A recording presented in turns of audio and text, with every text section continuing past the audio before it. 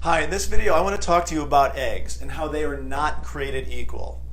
Hi, I'm Dr. Joe with 2 Minutes to Better Health. Well, we've all heard different things. 20 years ago, eggs are awful for you. 10 years ago, not so sure. Nowadays, everybody realizes for the most part that eggs are phenomenal. Fantastic source of protein, phenomenal source of good fats, but if they are the right type of eggs, okay? So let's learn a little bit more about them and see how they can be so dramatically different. All right, so we've got caged animals and we've got free-range animals here. Look at this caged environment, okay? All the animal excrement right underneath them, very close to where they're feeding, okay? No movement. They're all trapped in there, and these are in barns that they almost never get outside, probably no fresh air or daylight for most of their entire lives, versus animals that are outside foraging, enjoying life with their friends, and just being animals, right? And these eggs will be very different than the ones produced by commercial means, okay? So watch, what you're gonna see, what's the differences here. So cage-free organic eggs, okay, and the chickens from which they are being produced have a very different environment.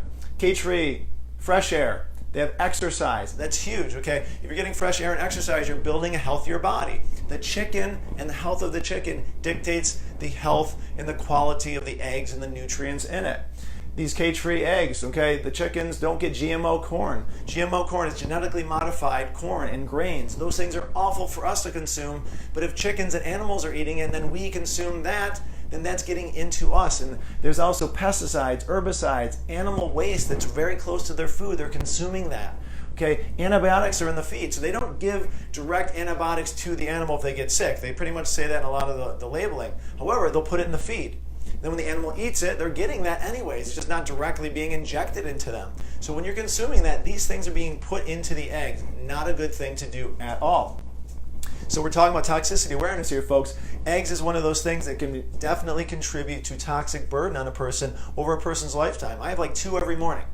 So if I was to consume pesticides and herbicides in my eggs every morning, that's going to contribute to ill health in my body. And if you're doing it, I guarantee it's not going to help you out. If you're paying $1 for a dozen eggs versus $4 or almost $5, you're probably getting very subpar types of eggs. And I have to apologize if that's the case for you, but I recommend dramatically changing that because you will get a better product by that smaller investment, okay, put into the better form of eggs. Okay, with the good eggs here, 1/3 less cholesterol. Cholesterol is not bad, but you don't want an imbalanced amount of it. 1/4 less saturated fat. Again, saturated fat's not bad, but too much in the wrong ratios to other types of fats, not good. 2/3 more vitamin A. 2 times more omega-3 fatty acids, okay? So that's kind of important. 3 times more vitamin E. 7 times more beta carotene. Look at all these vitamins, okay? There's other minerals and things that aren't even on this. This is just one slide from one study done years ago, okay? But one of the things I really want to stress is the omega-3 fatty acids. These are crucial for brain function, for heart function, for every cell in the human body. We need omega-3 fatty acids for good health, okay? Those are the things that, if healthy, help prevent heart disease, help prevent cancer and diabetes and things like that. So eggs is one of the best sources if it's coming from a cage-free organic source of animal. Now, I could talk a lot more detail on the types of labeling that they use that can try to confuse people and say, oh, cage-free.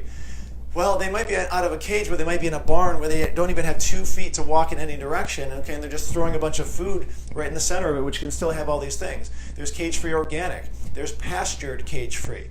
All these different terms, look that up, or I'll do a video on that specifically, but realize at least it should have cage-free. Preferably it should say cage-free organic, and if it can say pastured, cage-free organic, 10,000 times better. Look for local farms, go visit them if you can do that to see where they're coming from, or go online, read about the farmers and the sourcing of where they get these eggs from to better understand what it is that you're consuming, what your children are consuming, your grandchildren, because all eggs, again, are not created equal. So thank you for tuning in for a Toxic Awareness Month, okay? I'm hoping that this has been helpful for you. We'll be doing more tomorrow, so I look forward to seeing you then. Have a very great day.